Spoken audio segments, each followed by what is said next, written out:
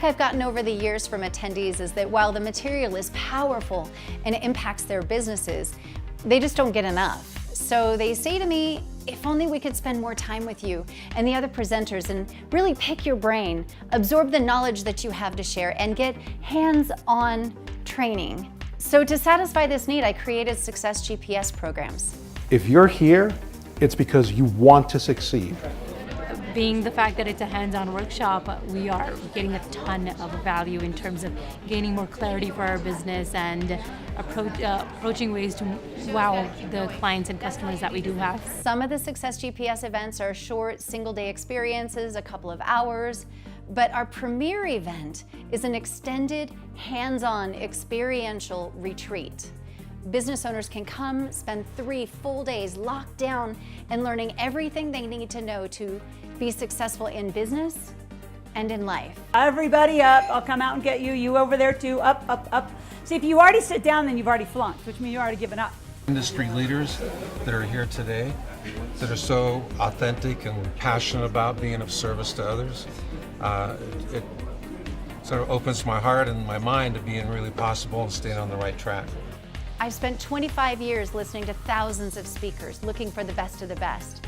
Of all these, I handpicked this lineup of amazing speakers because I knew that they would bring it and that they would put it all on the line with their heart and soul to create an amazing experience for our attendees.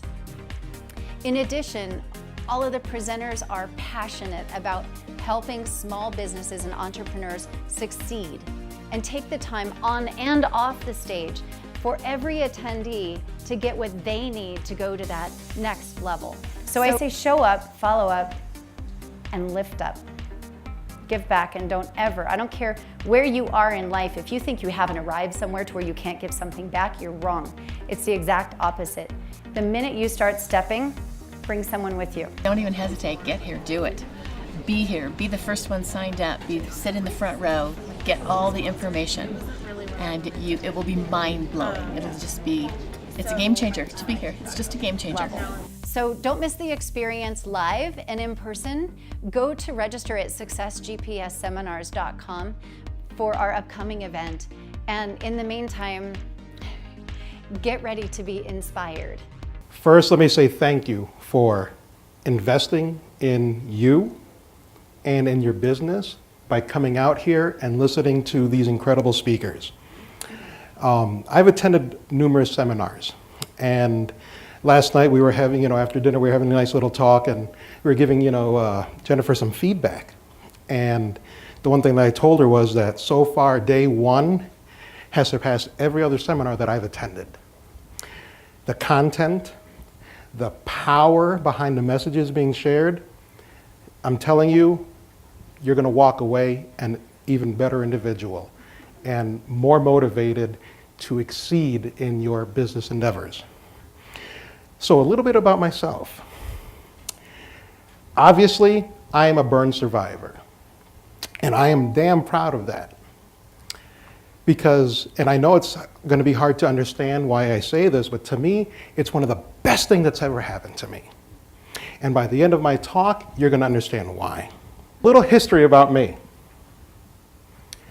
I was destined to serve. I come from a military family. My grandfather served in World War II, Korea and Vietnam. My father, my uncle, my brother, cousins. So obviously, I knew what I was going to do. And when I graduated high school in 1994, I went to Marine Corps boot camp. I kind of look cute, don't I? So I decided to become a nuclear biological chemical warfare specialist. And I know that's a really long title for a job, but my main purpose was to train my other Marines in defensive techniques on how to protect themselves against these different types of attacks. And I'm telling you, I was loving life. I was living my dream. I knew I was going to make a career out of the Marine Corps because that was my goal. That was my desire. July 18th, 1996, my unit was doing combat exercise training. And that date changed everything in my life. At 11:01 a.m. Pacific time, because this was out in California, and the only reason I know what time it was because I had just looked down at my watch because I was starving, because I hadn't eaten since 5 that morning. I'm like, ooh, we're going to break for lunch real soon. When from above where we were at, I heard 2 pops. And I recognized those sounds, and what it was these training grenades that we use that hiss out a chemical that we call CS. And it's to initiate like a mock chemical attack. Because we all had our gas masks out there, so we heard the pops and someone yelled, gas, gas, gas, which is a command for everybody to stop what they're doing and put on their mask. So for me, I'm like, yes, finally some real training that we're going to be doing here. As I was finishing putting my mask on, I heard someone yell, fire. So as I finish putting my mask on, I see this fire about 10 feet ahead of me starting to form. Now, obviously everybody knows what the weather conditions are like here. The grass was all dead where we were training at. And we start trying to fight the fire. You know, we're stomping on the ground and we're taking off our jackets and hitting it. But the problem was that, you know, the fire wasn't that high. It was maybe not even a foot off the ground, but it was spreading too quickly. So we'd get one area out, but it had already spread. So finally, one of our officers out there decided to yell, you know what, evacuate the area. Not a problem. So as I'm grabbing my gear, I see another fire coming over a mound where we were at. What ended up having, 3 grenades had been thrown, but we only heard 2 pops. So either 2 of the grenades activated at the same exact time, or one of the grenades didn't make a sound. What ended up happening was the 2 fires ended up merging. As I was getting ready to escape, I saw a nice little opening between that wall of fire coming up and the hillside, and I'm like, that's where I'm going to go. But before I started to run, out of the corner of my eye, about 20 yards away, at the base of the hill next to a tree, I saw a Marine on the ground. And without even thinking, I already knew what was going to happen.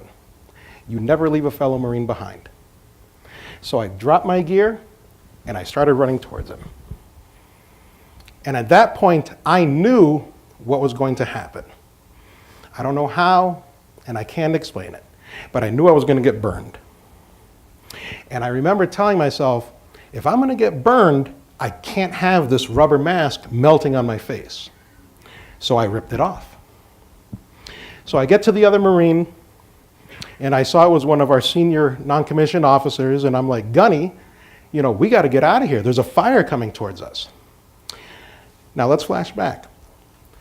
When the 2 fires merged, everybody else had made it out to the outside. Me and the other Marine were against the hill. When the 2 fires merged, because of how the terrain was, it created like a chimney effect. So that fire that was maybe about a foot off the ground shot up to 9 feet. And nobody knew we were there. Because how can you pick out 2 individuals out of a group of 75? So we tried climbing the hill. But because it was so steep and the gravel was really loose, we kept sliding back down. And then it got to a point where we're yelling at each other, not because of anger, but because the fire was so loud we couldn't hear each other anymore. So finally it got to the point where the only way out is through the fire. And that's what ended up happening. This picture was taken by my father 3 days after the fire. It ended up burning about 20 acres.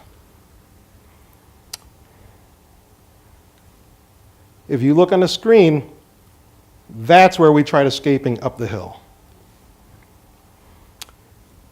I ended up suffering 80% burns, second, mostly 3rd degree to my body. The other Marine suffered roughly about 50%, which is crazy because we were both in the fire for the same amount of time. But hey, you know, whatever. The same attitude and demeanor that I have right now was the same exact one that I had right after I got burned as I'm laying there. All the Marines are running frantically around, filling up their water containers, pouring it on us to cool us down, and I'm joking around with them. The other Marine, he had passed out, and he has no recollection of the event. The only thing that he remembered was me running up to him saying, Gunny, we got to get out of here, there's a fire coming. So we both get airlifted to the UCSD burn unit in San Diego.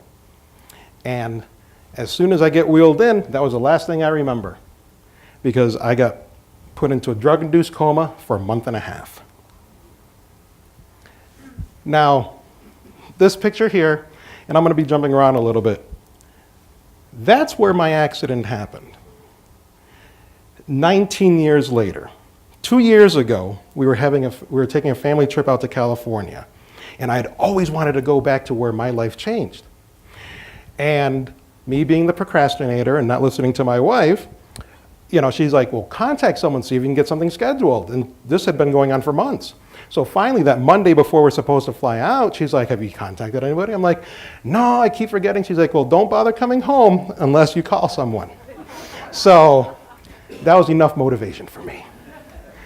So I'm thinking, how am I going to get this set up? I'm like, you know what? I'm going to send an email. I'm just going to go straight to the top. I'm going to contact the commanding general. And I'm like, well, I can't use my personal email because he'll just ignore that. Luckily, I work for the Department of Veterans Affairs. So I use my federal email. I sent that email at 4:02 p.m. At 4:27 p.m., I'm getting a call from a full bird colonel at Camp Pendleton saying that General Banta forwarded me my email with the simple instructions, make this happen.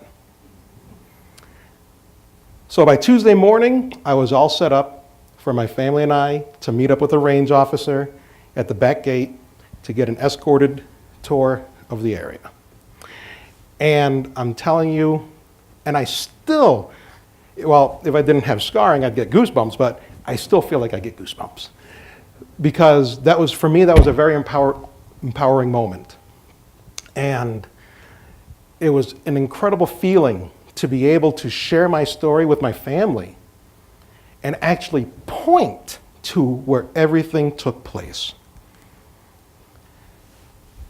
So I did a little side-by-side, you know, shot there of the 19-year difference of where we were at.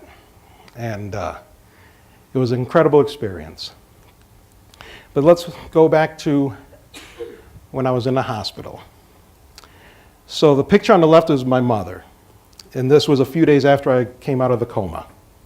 And the picture on the right is with my father, who luckily worked for a federal law enforcement agency who gave him a temporary transfer to San Diego so he could be close to me as I was recovering. And that picture was taken the first day that I was walking. And let me tell you what, I had to relearn so many different things. I had to learn how to walk again. I had to learn how to use my hands again. They almost amputated my right hand because it was so severely damaged, but luckily I had a world-renowned burn surgeon who asked my father for permission to experiment, just to see if he could salvage it.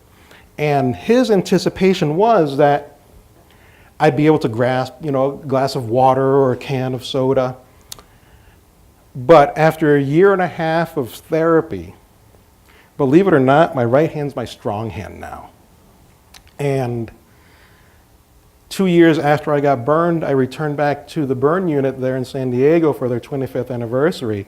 And I'm like, hey, Dr. Hansbrough, look what I can do. And he was speechless because he never envisioned me to be able to do that. But it took perseverance, the love of my family, to push me, to tell me that you can do it. And for me to tell myself, I can do it.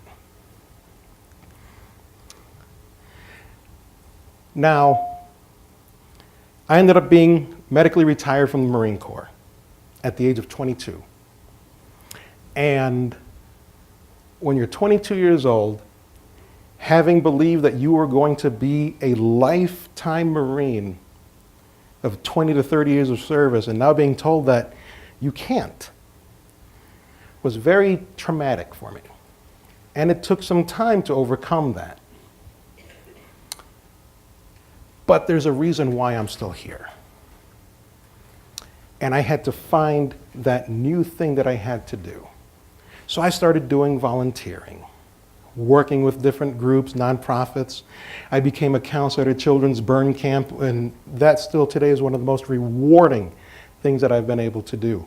Because my campers from back then are all now adults and are campers at that camp.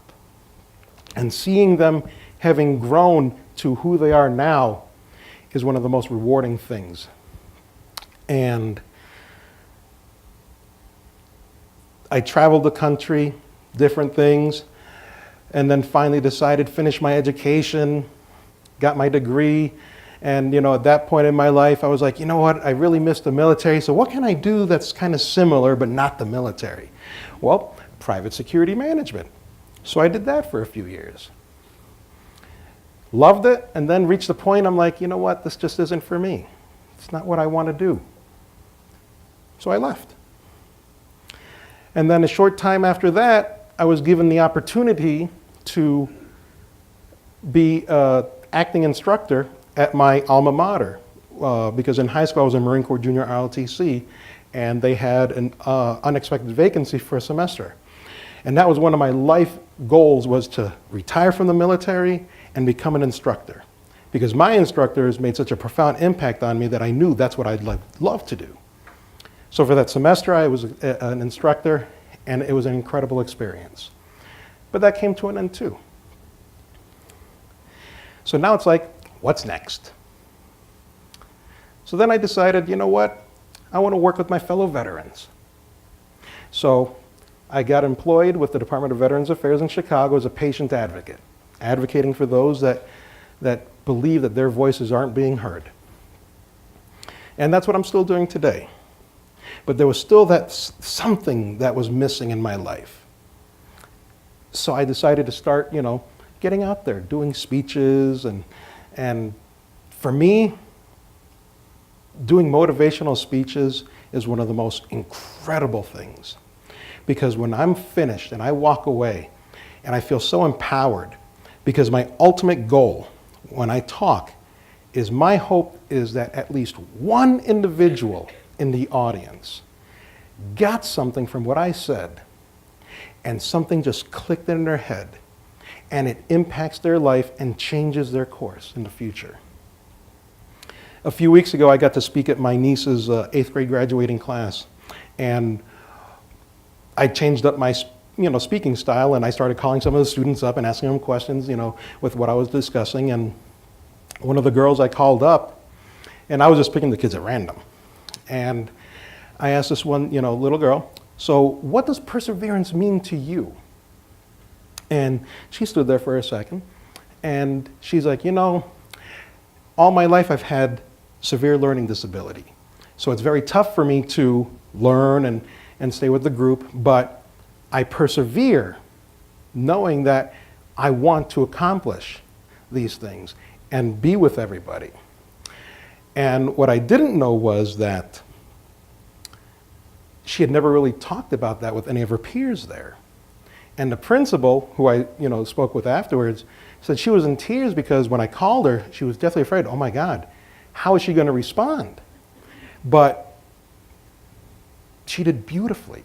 She opened up, and then she got an incredible ovation from her peers there. So for me, I'm like, sometimes you just do something and just let nature take its course. And so for me, that was a very empowering moment, knowing that here's this little girl who is able to overcome her challenges, because I hate using the word disability, and is working hard to reach her goals.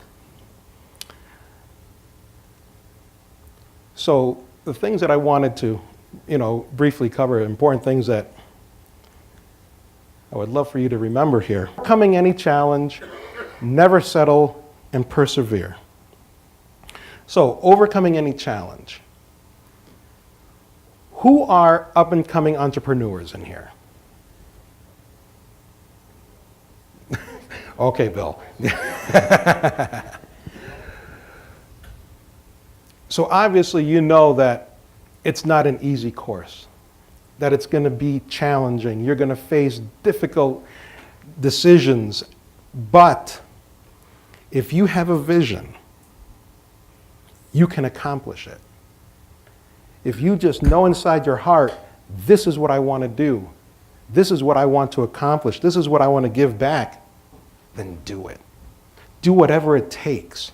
Because I promise you this, at the end, it's going to be so rewarding. Knowing that you were able to put into action your dreams. Never settle. Never settle for second best. If you have an ambition, go for it. Do whatever it takes to reach it. Me, I know what I want to do, and I'm working on it. I want to be an international speaker because I know my message will resonate with audiences all around the world. So I'm taking those necessary steps. So see, I'm still working towards my end goal. And it's going to be challenging because, yes, I've had to make difficult changes in my life, difficult choices. But for me, it's rewarding. Knowing that my message will impact many individuals. And persevere. Perseverance is important because great things never come easy. And you just have to force yourself to move forward, even when you think there is no chance of something ever happening or occurring because you don't think it can. Look, some of the most successful business owners and entrepreneurs will tell you that in order to succeed, you have to fail. Because in order to truly succeed, things will have to go wrong. Because that is the only way you're going to know what's going to work. Trial and error. One individual that, I was blessed to, enter my life last year because my wife attended one of his business expos, and he's actually going to be speaking later, Mr. Bill Walsh. When he shared his story with our group, the one thing that he said was, you know what? I hit the top, and then everything fell apart, and then I rebuilt and came back up. So just know that even some of the most successful individuals have those moments of despair that, you know what? Things just didn't go right, but he didn't let that stop him because he had a vision and he knew what he wanted to do. And he's doing it.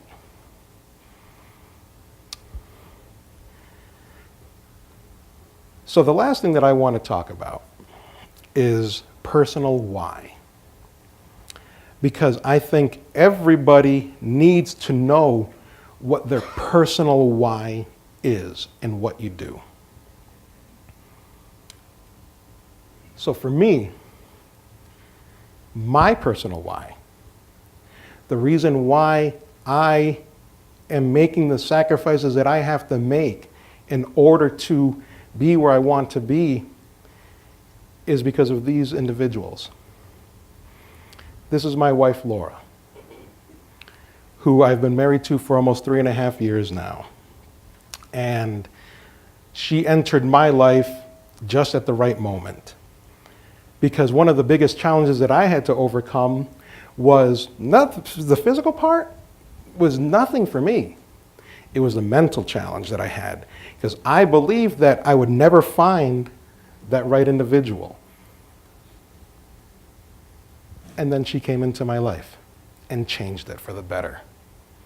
And I am so blessed to be able to call her my wife and my soulmate.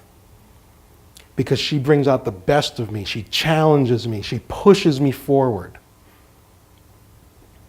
And she doesn't give up on me. And then my kids. Patrick, Rosie, and John. This picture is like 2 years old, so John's a little bit bigger now. He's 2.5, and I was FaceTiming with him this morning, and the screen went black, and he's like, "Where you go, Dad? Where you go?"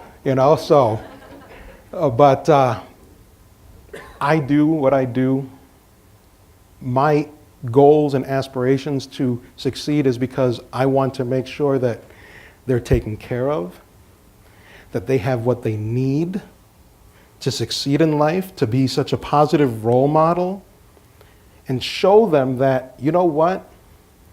If you work hard and strive for your goals, you can accomplish anything.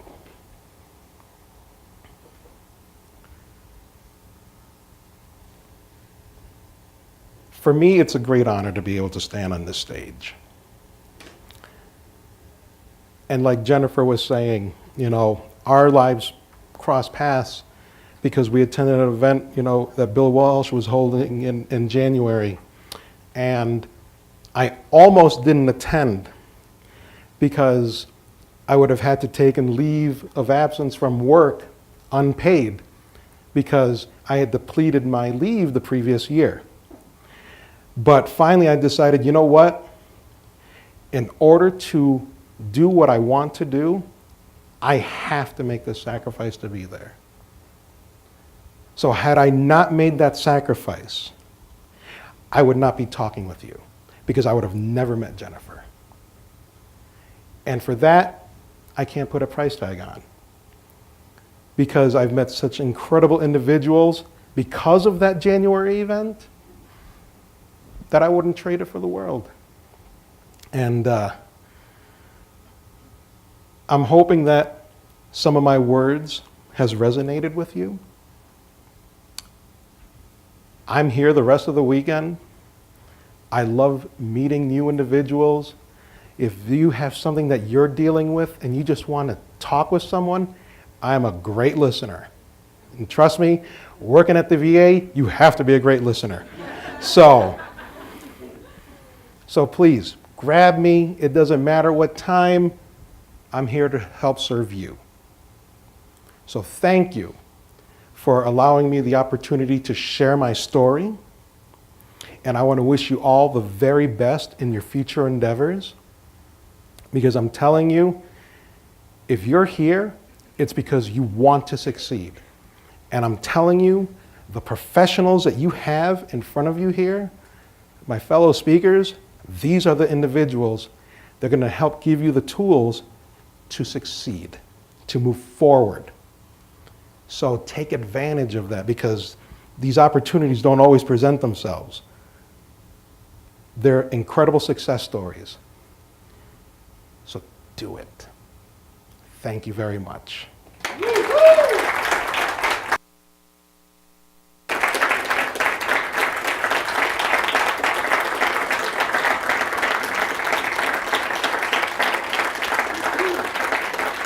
Thank you.